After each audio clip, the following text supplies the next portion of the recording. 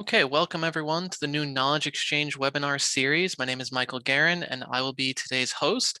I'm very excited to introduce today's guest speaker, Steve Bennett. Steve's professional career spans 20 plus years as an entrepreneur, commodities meteorologist, and more. Steve is currently the COO at Demex Group. In today's webinar, our focus will be on the early part of Steve's career as he navigated through many new opportunities, challenges, and disappointments.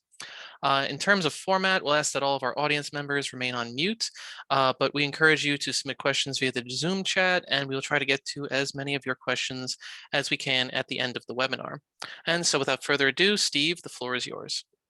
Thanks, Michael. I appreciate it. I appreciate the invitation to be here and talk about some of the first part of my career. And in the beginning, as during the later part of my high school years, I was definitely a weather geek.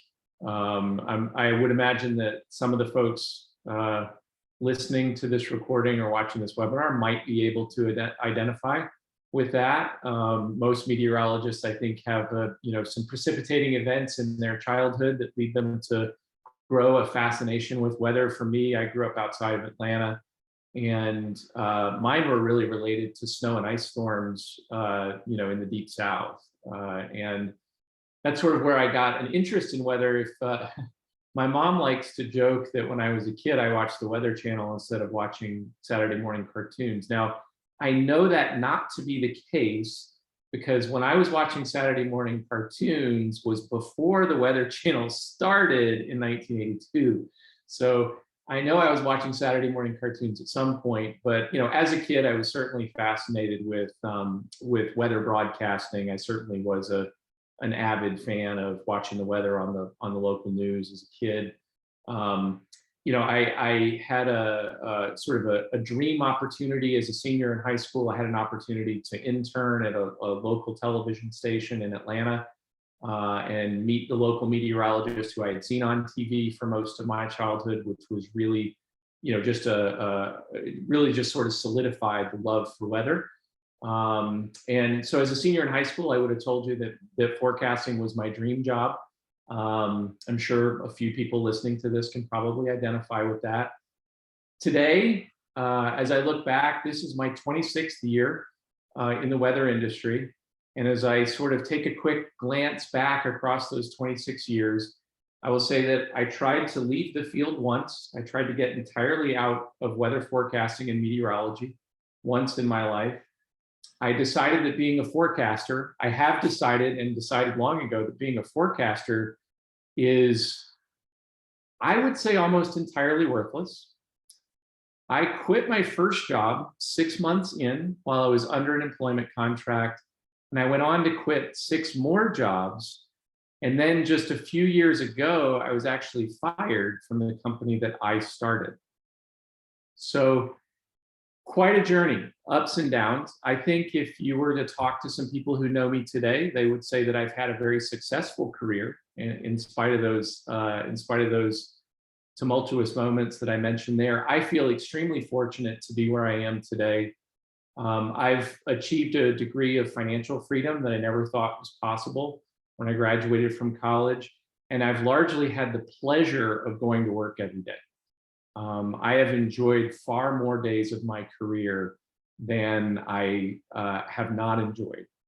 And today I'll tell you that weather and climate, in my opinion, is the most exciting career that somebody who feels like I did when I graduated from high school in 1991 as a weather geek who was just super interested in weather. Weather and climate is probably the most exciting career path that somebody could take today. I firmly believe that. So I'll give a thumbnail of my career here. I'm going to go all the way through just to kind of give a sense for where I've been. And then I think the focus here is early career. So then I'll sort of dive deeper into the first 5 or 10 years of my career. And we'll talk a little bit about some of those ups and downs. Some of them are a little bit later in the career. And if I have an opportunity to come back to talk about those, we can do that. But just as a quick overview of where I've been. So I have an undergraduate degree in meteorology from the University of South Alabama. My first jobs out of my undergrad were with weather companies that no longer exist today. It was a pretty typical path for a forecaster in the private sector at that time. So I was doing newspaper weather pages. I did radio for a little while. I had the opportunity to move on to work for the Weather Channel, which anybody who's paying attention over the shoulder will see that I still am a pretty avid viewer of today. So I worked for the Weather Channel for a while. Then I moved from there to forecast for energy trading. So I went on to commodities, moved to a commodities trading floor and forecast the weather for natural gas trading, electricity, weather derivatives, equities trading that was weather sensitive, then insurance and reinsurance, investing strategies. During that period of my career is when I got my professional degree. So I went to law school, so I have a law degree. I got my law degree at night, so I was working and getting my degree at the same time. And when I completed my law degree, I had an opportunity to move out to University of California, San Diego. Pretty good move in February to go from Chicago to San Diego, and basically take a job right on the beach there in La Jolla, and work with the Scripps Institution of Oceanography. One of the main projects that I got to do while I was there was with the Climate Research Division at Scripps, where we developed a long-range weather forecasting model that eventually became the seed intellectual property for a company that we founded and spun out of Scripps. That company primarily sold weather information back to commodities traders, so agriculture, energy, et cetera. And after we'd been doing that for a while, we evolved. So we evolved to forecast for supply chain.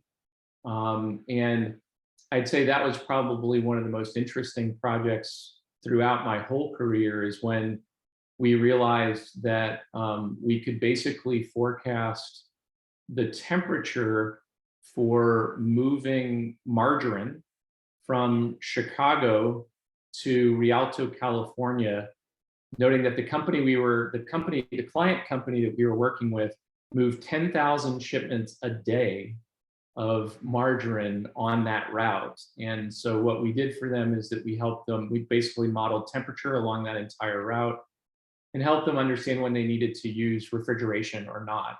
So you could save about $1,000 on that route if you turn off the refrigeration unit most of it went by train. So if you turned off the refrigeration unit on the train, or basically just put it onto a train car that didn't have refrigeration. So margarine is stable within a pretty wide range of temperature, shelf stable. So as long as it wasn't extremely warm or extremely cold, you could run it without refrigeration. We did the same thing for AB InBev for beer. So beer and margarine became center points of my career. And that led the company to basically grow to a point where we eventually sold the company to DHL, the big yellow planes, big yellow trucks, to that company. And in a single day there for me, as one of the founders of that company, in a single day, I was able to basically make more money than I had made in the first 10 years of my career combined. And then from there, I was able to meet up with some people that I had worked with back on the energy trading desk, and we started a new company. That's the company that you mentioned, Michael, which is the Demex Group. And what we're doing today is that we're using weather and climate information to form new types of insurance, essentially to insure businesses against extreme weather, not necessarily catastrophic weather. An example of this is a new insurance policy that's going into market now that protects small business owners when temperatures fall into the lowest 5% of the historic distribution. So extreme cold weather, which can cause frozen pipes, it can cause power outages. This was motivated or was alongside the polar vortex in Texas last year. And so now small business owners, through this policy, when the temperature drops into the extreme level, and extreme for Houston is different than extreme for Chicago, right? So it's relative to where you are. When the temperature drops into that level, your insurance policy will pay a claim. So somewhere between $300 and $1,500. And the idea there is that helps you offset lost business or cost overruns or perhaps you needed to buy a generator or those kinds of things. So that's what I'm doing today.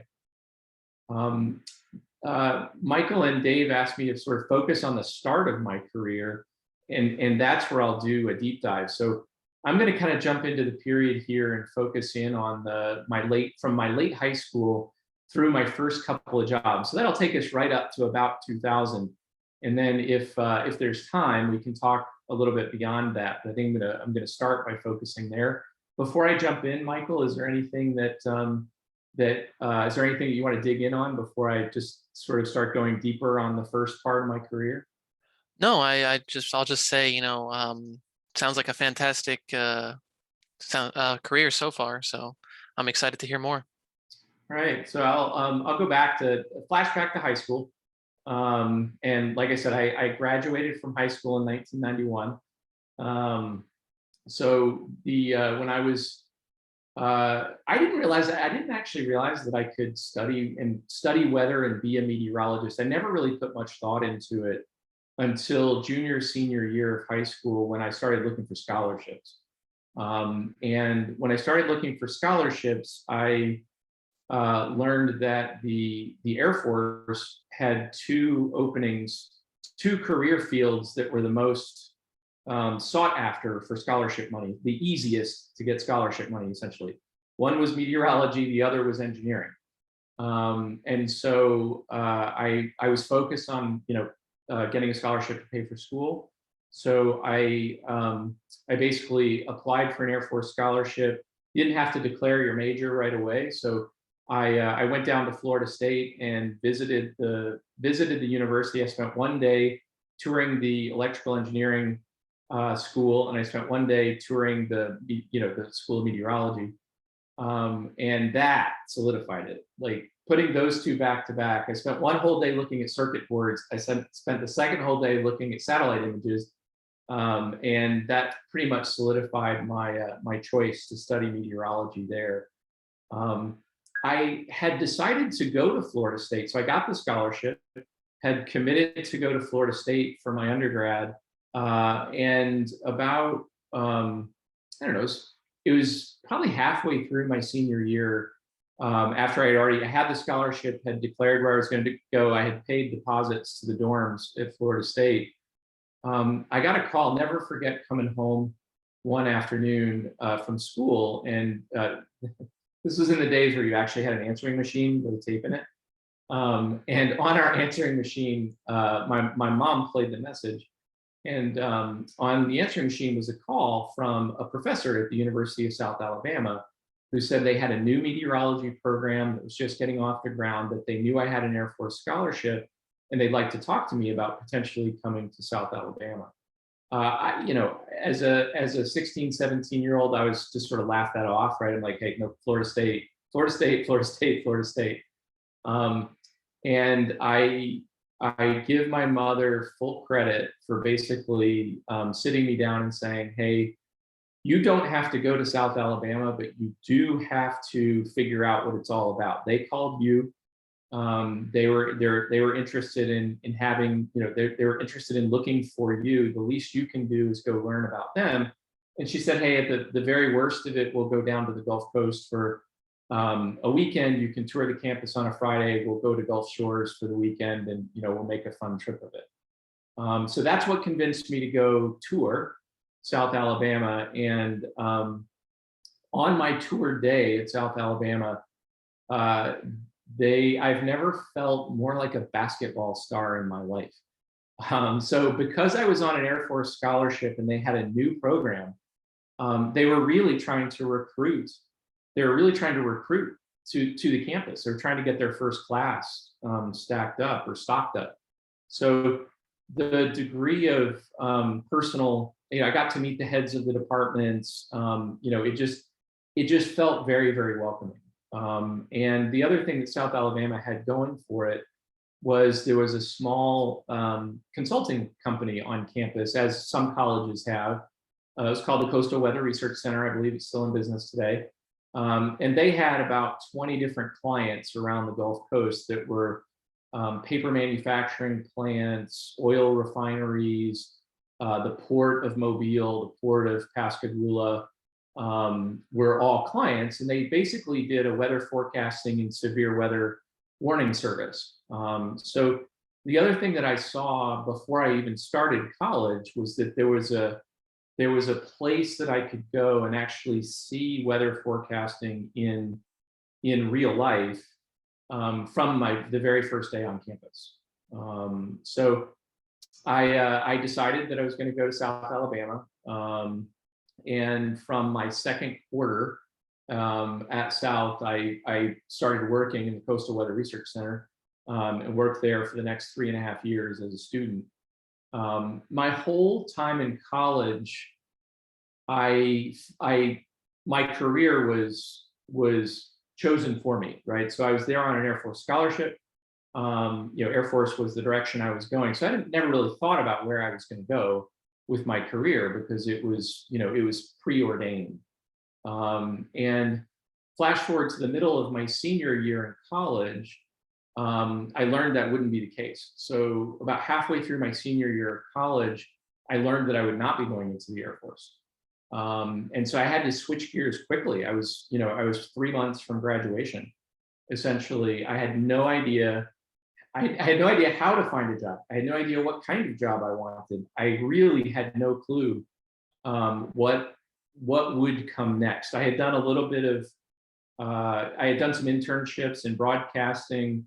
I thought that was fun, so I put out some broadcast tapes. My advisor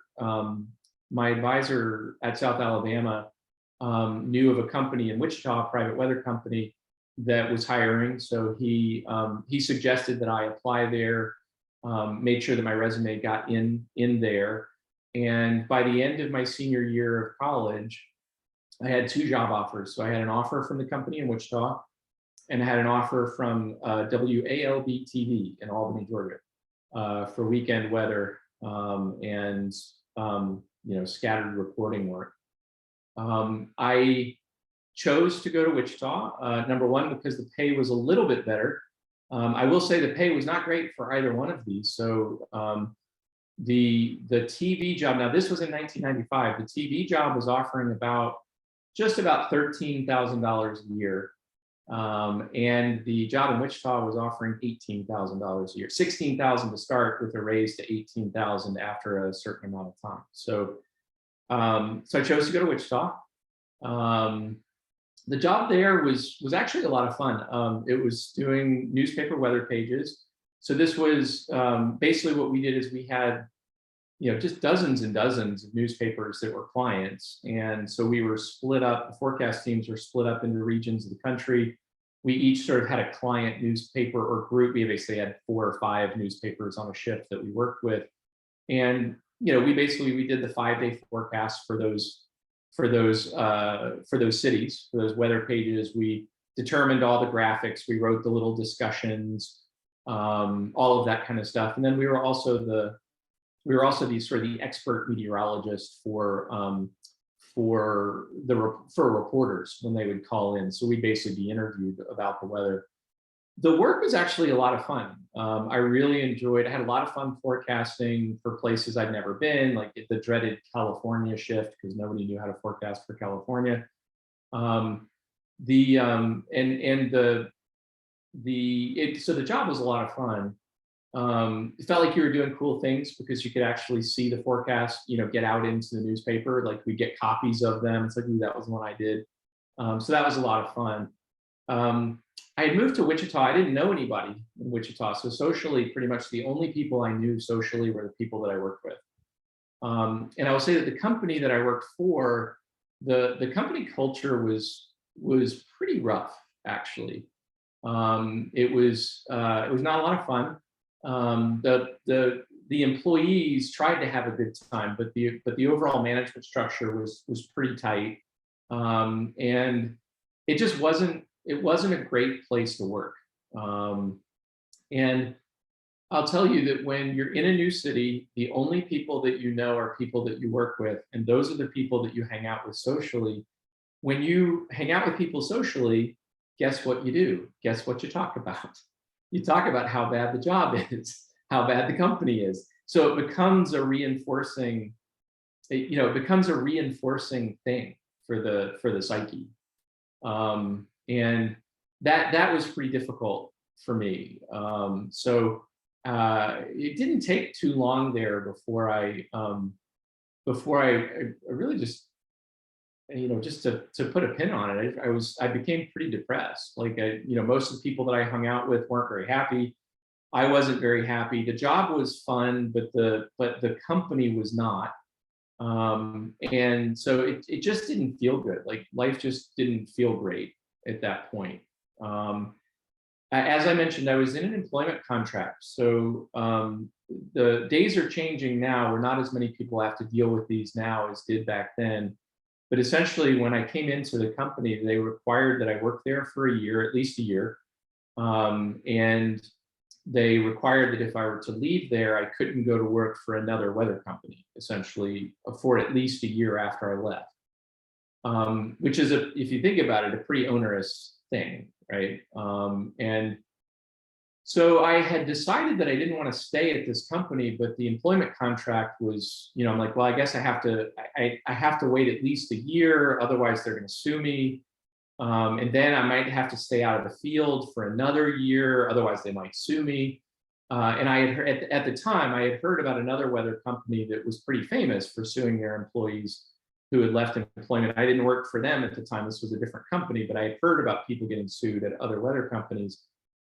So I talked to some people I trusted, who knew the world a lot better than me as a recent college graduate, who basically counseled me to say that my mental health was important, and that in the grand scheme of things, it was very unlikely that the company would sue me, because they would have to incur costs to sue me, that they would never recover if they actually won a lawsuit. So I talked to some people who basically said, number one, they're probably not going to sue you.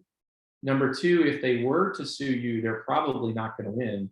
Number three, if they did sue you and they win, what do you have that they're going to take away from you? And so that was advice that I followed at the time. A couple of my friends and coworkers had been interviewing at other weather companies. So there's a weather company in Boston that a couple of my friends had gone to interview for. They came back describing how awesome this place was, how great Boston was. So it certainly looked to me like that seems like the thing, that this seems like the thing that's next for me. I'm going to go to Boston. I'm going to work for this weather company. So I put myself on an airplane. I paid for my own plane ticket. I paid for my own hotel room. And I went out and I interviewed with the company in Boston that my friends had interviewed for.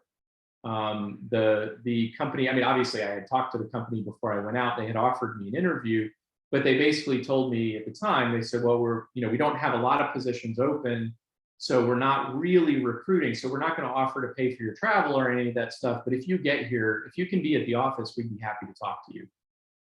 So I took myself to Boston, got the interview, was eventually offered that job. So I went back to Wichita, summarily quit my job, and got to train my boss how to do my job, because we were basically all quitting. There were several of us who were leaving at the same time, and it was a relatively small company. So the management was having to come in and start working shifts. Essentially, they were having to come in and do the newspapers, right? So that was a really interesting experience looking back on it, having an opportunity to sit with my boss, with the founder of the company, and teach him how to do my job. Over a couple of drinks, that story gets a lot more fun, but I'll hold the rest of it in this venue. So I went to Boston. The job there was a radio weather job. So as the new kid on the radio team, my job was to create the forecasts for all the broadcasters. And we did radio reports for stations all over the country from the studio there in Boston, or outside of Boston. And that was a lot of fun too. Like, I really enjoyed doing those forecasts. I kind of cut my teeth on recording weather forecasts for, at the time, in those days, you could call the radio station and you could get a recorded weather forecast. This was before weather apps were on anybody's phone. And so I got to record a lot of those, which got me a chance to talk about the weather a lot. So that was a lot of fun. Eventually, I did get on air with various stations, and I really enjoyed the broadcast work. The hard part about this job for me was my schedule. So my schedule, I worked 10 a.m. to 6 p.m. on Saturday and Sunday. And then I worked from 2 a.m. to 10 a.m. Monday through Wednesday. So I left the office at 6 p.m. on a Sunday, had to be back in at 2 a.m. on Monday morning. So that was really tough. Then, of course, working the whole day on the weekends as well, the whole days on the weekends as well. I found it very difficult to have balance in my life. So the job was a lot of fun, but I wasn't sleeping a lot. I mean, that schedule alone means you're not getting the requisite amount of sleep. And then secondarily, I found it very difficult to build any form of a social life or any form of real relationships when you've got to be at work at 2 a.m. It's hard to do much with your friends. And this sort of level of depression came back, right? So I really liked the work, and it was hard at that point because I kind of had to think about what it was like, what my life was like versus what my job was like. I think I got a lot of good advice at the time that suggested that if I just stick with it, my hours would eventually get better, right? Because the more senior people would move on and positions would open up and I'd be able to get better hours and all that kind of stuff. I've always been challenged with patience throughout my whole career. So that was advice that I was getting. Eventually I decided that I just couldn't do it. I'm like, I want a social life. I want a family life. I can't do this. And so I decided at that point to leave the company that I worked for on good terms. They were sad to see me go. I was sad to go, right? Like they totally understood. I had worked with my managers on this decision. They knew I was struggling with this for many, many months. So eventually I made the decision that I should leave that job. And I didn't know what I was going to do next at that point. I didn't have another job in hand. At that point, I had decided that meteorology too much.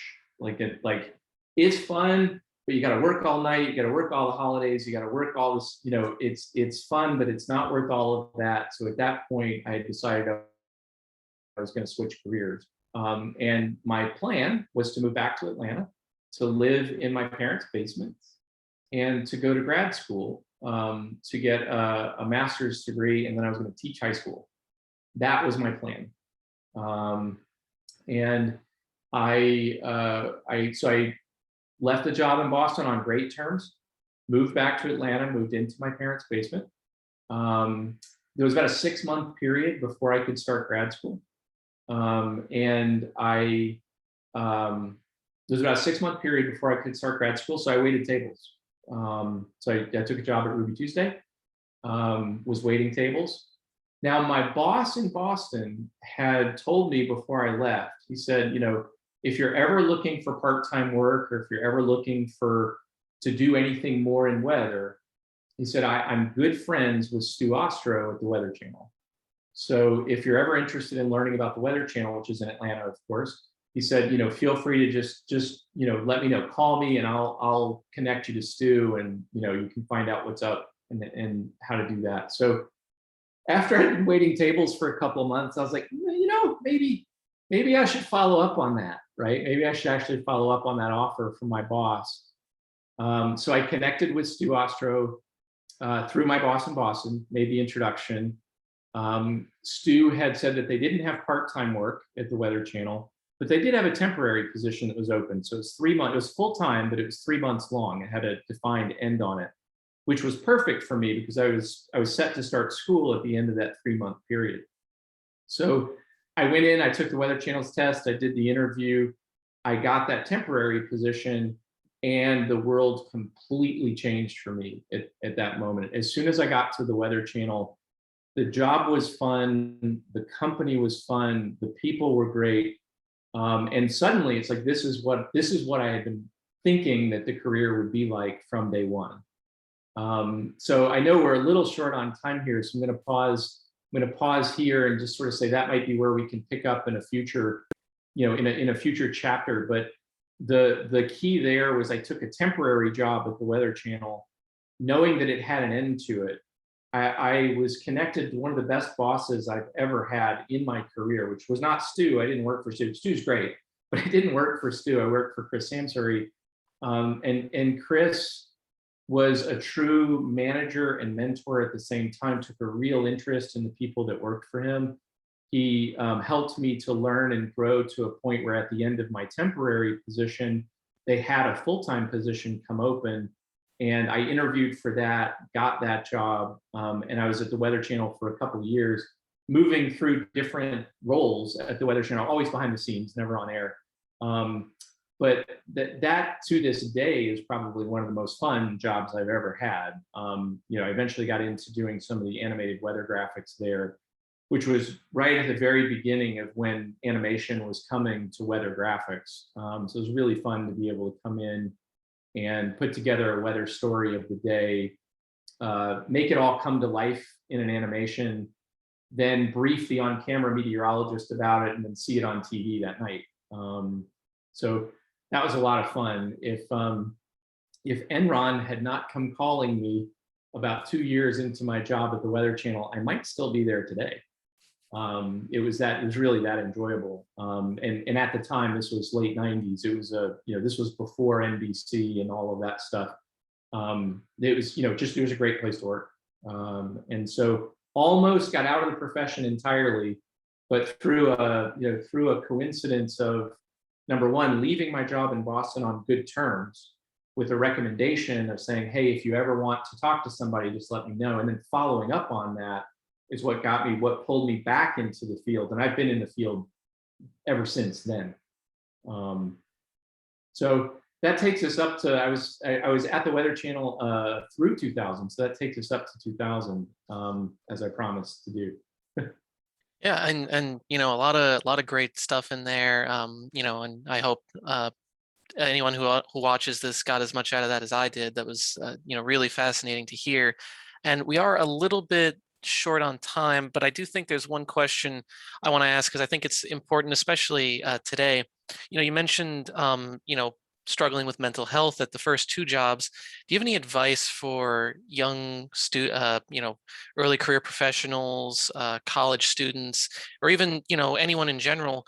Any advice to those people that might be struggling with similar issues, but maybe don't have the kind of network that they need to kind of work through those issues? Yeah, I mean, I think the first thing to note is just that it's not uncommon, right? So when I struggled with these issues, I didn't have a network either, right? Like it's only now, 20 years later, looking back on it, that I can sort of identify what was going on at that time, right? So, I think number one, I think, is to note that it's not uncommon. It's not